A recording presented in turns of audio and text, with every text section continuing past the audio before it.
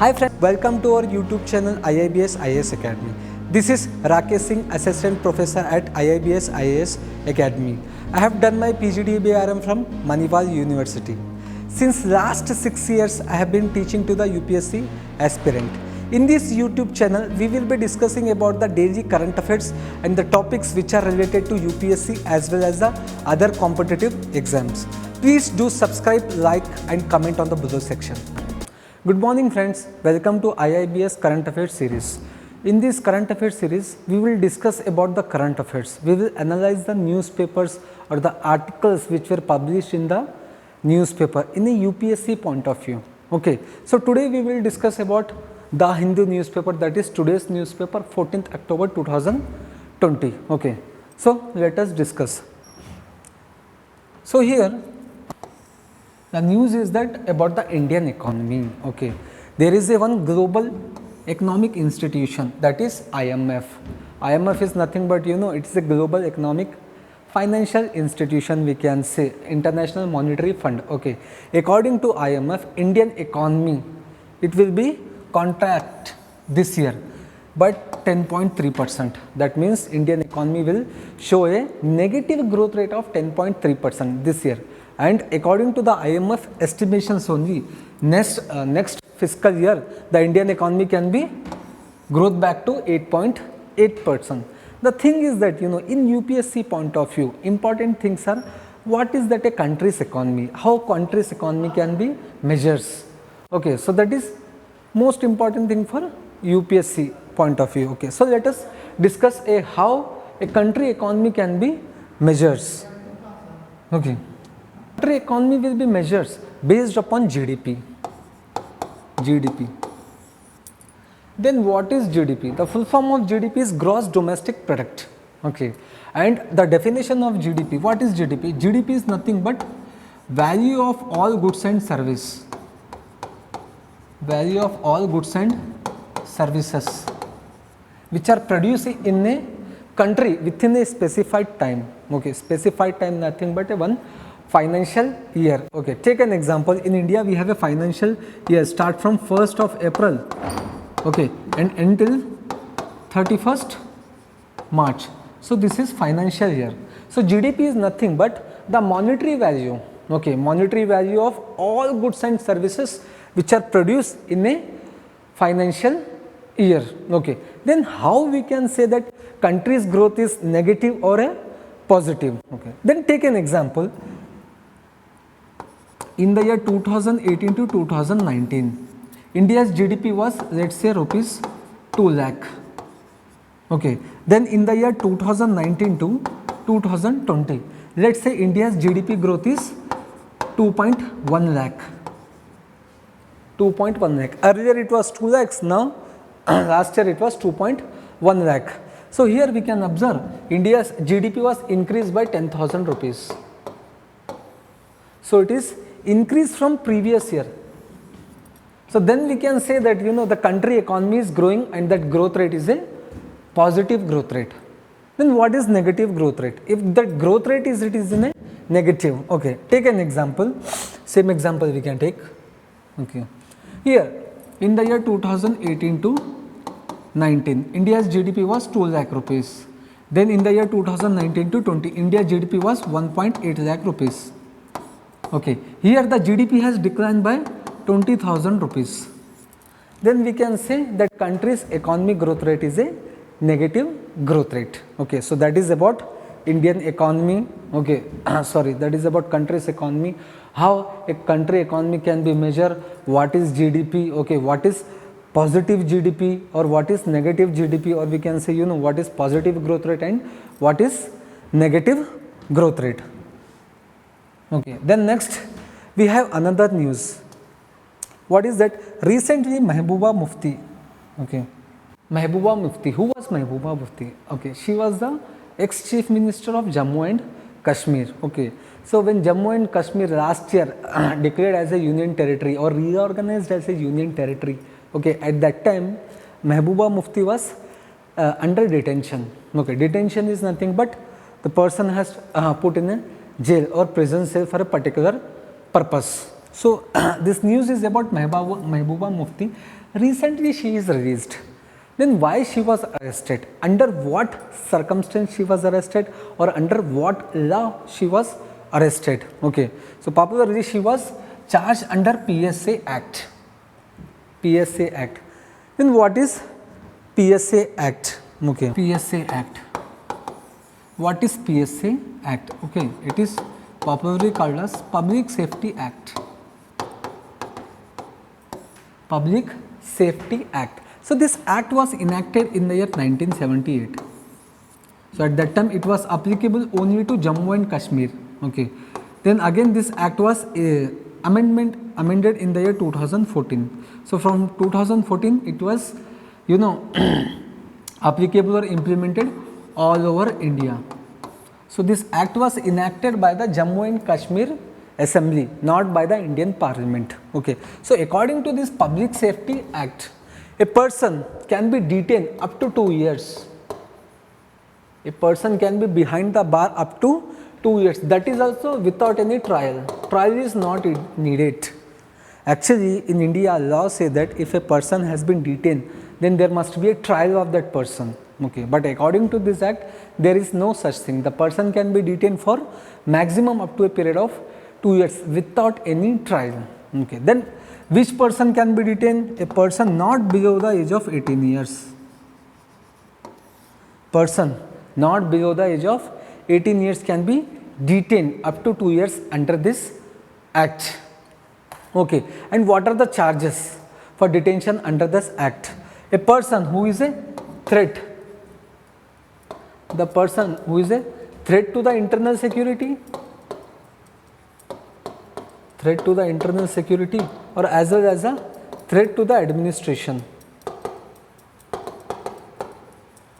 Threat to internal security or as well as a threat to the administration of a particular state, then those people shall be detained under this act, Public Safety Act, maximum period of 2 years without any trial. Then here the important thing is that can a detained person has a right to appeal? There is no such thing. A person cannot be appealed in a court of law. There is no such thing. But person relatives can make an appeal on behalf of detained person. Okay. And High Court. Okay. High Court and Supreme Court has a power to issue the writ under this Public Safety Act. No other court, district court doesn't have the power to issue a writ against the person who is detained under Public Safety Act. So that is about Public Safety Act, which is very important for UPSC. And Public Safety Act, it is a part of Internal Security GS paper 3. Okay. Then next about the pollution. Okay. Delhi. Hope you know about Delhi. Delhi is the capital of India, right? Now winters are coming. So during winters, whole city of Delhi has filled with the smog and pollution level has been increased in the Delhi. Okay, during winter season, especially in the month of December. But at present, according to the air quality index, the pollution in the Delhi is continuously increasing. Okay, so that is news about that one. And apart from that, under the air quality index, there are certain categorization to determine the level of pollution in a city. Okay, so that is done by the air quality index. So according to the air quality index, there are total 6 categorization. So recently Delhi has been categorized as a very poor, okay, under air quality index. So what is that air quality index? We will discuss. So what is air quality index? Okay, it is an index which measures the quality of air. It is an index which measures the quality of air. Okay, who released this index? Ministry of Environment. Ministry of Environment released this index. Okay, this index measured some pollutant particles. the index will measure some pollutant particles like PM 2.5, PM 10. Apart from that, what do you call ozone? Okay, then sulfur dioxide. So these are the certain pollutants which will be measured by this air quality index. Okay, and apart from that, according to the level of these pollutants which are present on the air of a particular city, then that city will get a categorization under air quality index. Okay, we have good, satisfactory. So we have certain categorization like good, satisfactory, poor, very poor, like that. So recently, earlier, last week Delhi was in poor category. So by this week, Delhi categorized under very poor category. So this is not at all a good news for Delhi. Okay, and this article, it is about the environment, and environment, it is a part of GS paper 3. Okay, we have a separate subject, environment and ecology. Under that, this article we can cover. Okay, then next, Kejriwal has started biodecomposer solution in Delhi. So what is that? Okay, might be you know about stubble burning. Okay, so we'll discuss this article in detail. So that article is also about Delhi. In Delhi, biodecomposer solution. Biodecomposer solution has been introduced by CM Kejriwal. That is news about it. Okay, so what is that? Thing is that in Delhi, stubble burning issue was more. It is in a recent time. Delhi, it is a highly polluted. One of the reason is stubble burning. Okay, stubble burnings are nothing but those agriculture wastage are there, right? After the harvesting, whatever those agriculture wastage are there, those were burned on the cultivated lands only. Okay, so because of stubble burning, the air quality of Delhi, it is declining since last 10 years. Okay, drastically it is declining. So recent time, CM Kejriwal come to a solution. What is that solution? So instead of stubble burning, okay, so they can spray the biodecomposer solution. Then what is that biodecomposer solution? Okay, so that is a solution which is made up of jaggery and natural decomposers like trees, bacteria are there, right? Bacteria will be mixed up with the jaggery and water will be added and they'll make a solution. So that solution is nothing but biodecomposer solution. And how this solution can tackle the stubble burning problem? So this biodecomposer solution can be sprayed on farm field. Spray on farm field stubbles. So by spraying this biodecomposer solution on stubble, so that stubble will converted into natural manure.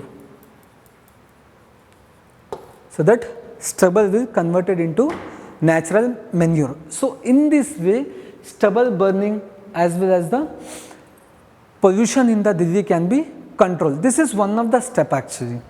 So this is also a part of environment and ecology GS paper 3. Okay. Then next, lynching, mob lynching. At present time, the cases of mob lynching has been increased in India. Then what is meant by mob lynching? Okay. In India, okay, law does not define mob lynching. What is mob lynching? Even the punishment for the mob lynching, it is not mentioned even in IPC, not even in IPC, not even in CRPC also. Okay, so we will discuss about mob lynching. What mob lynching? What is the meaning of mob lynching? Okay, a group of people will punish. A group of people will punish an individual or a group of people. Individual or group.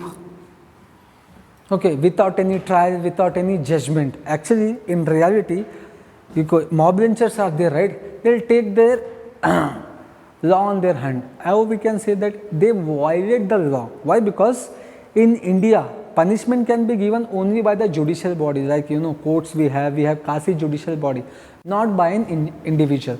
So mob lynchers are nothing but these are either a group or an individual who can give punishment to an individual or a group of people without any judgment, without any trial, without any charges.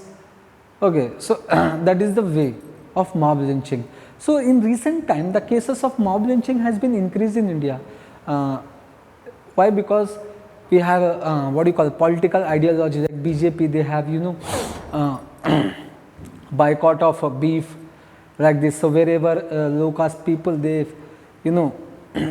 hardly they find they consume beef actually. Okay, so whenever those people, mob lynchers, if they find anyone consuming beef, they are just going to their places and they are giving punishment. Okay, so those types of cases are increasing in India day by day. So at present in India, we don't have such law which is exclusively deals with mob lynching, but there is a draft.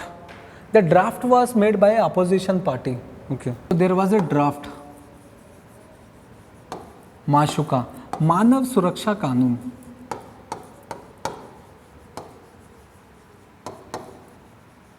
Manav Suraksha Kanun. So this was a draft which are made by the opposition party in the year 2016. Still that is a draft. It is not introduced as a bill in the parliament. Okay, according to this draft, a person should get a lifetime imprisonment for mob lynching. A person should get a punishment of lifetime imprisonment for mob lynching. Okay, apart from that, SHO, Station House Officer, popularly it is called Circle Inspector, Thana in charge, like that. Okay, SHO should be suspended if he has not taken immediate action. So this is the two important provision under drafted Manav Suraksha Kanun. And Manav Suraksha Kanun, it is related to mob lynching. And mob lynching, it is a part of Internal Security General Studies paper 3. Okay. Then next, Kerala High Court has issued order to the CBI that stop the investigation procedure under the Life Mission project. What is Life Mission project? Actually, Life Mission project, it is an NGO. Okay, NGO which are based in Kerala. So there are certain cases related to the violation of FCRA. Okay, violation of FCRA on this Life Mission project NGO. So we will discuss what is that FCRA. For us, important thing is that in UPSC point of view, what is FCRA? Okay, and what does it related to? So we will discuss FCRA. What is FCRA? Foreign Currency Regulation Act. Foreign Currency Regulation Act. So what is that Foreign Currency Regulation Act? Okay, according to this act, any NGO, okay, any NGO who is receiving foreign fund, that foreign fund can be it is in the form of a currency possibility, or it is in the form of any articles, gifts, or it might be in the form of any security. So any NGO which are dealing with receiving foreign fund, and this foreign fund can be a currency, or it can be any article or a gift, or it can be a securities like shares, bonds, debentures, like that. Okay, so for such NGO, they need to register under FCRA Act, Foreign Currency Regulation Act, and yearly all NGOs, those who are receiving foreign funds, okay, they need to submit report on it.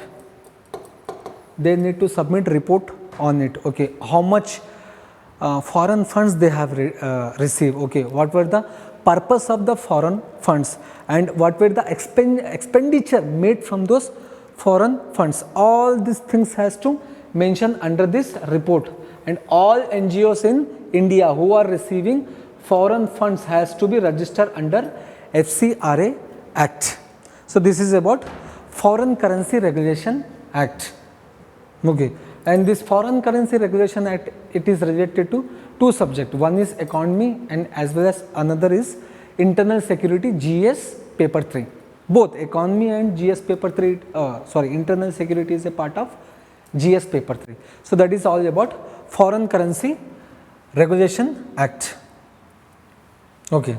Then next year also there is a recent news which is related to FCRA only. Okay. So according to these articles, all NGOs who are registered with FCRA, they need to open an account only with SBI Bank from 1st April 2021 onwards. So this is also news which are related to Foreign Currency Regulation Act. USA. So this article is about, you know, United States of America. Actually United States of America, it is planning to, you know, establish a Indo-Pacific NATO. Indo-Pacific NATO.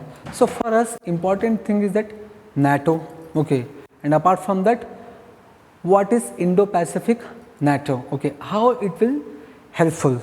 So we will discuss what is NATO. So what is NATO? So it is also called as Washington Treaty. It is also called as Washington Treaty. Okay. So this NATO was formed in the year 1949. This NATO was formed in the year 1949. Full form of NATO is North Atlantic Treaty Organization. North Atlantic Treaty Organization. Okay. So established in the year 1949, it is popularly called as Washington Treaty. Okay.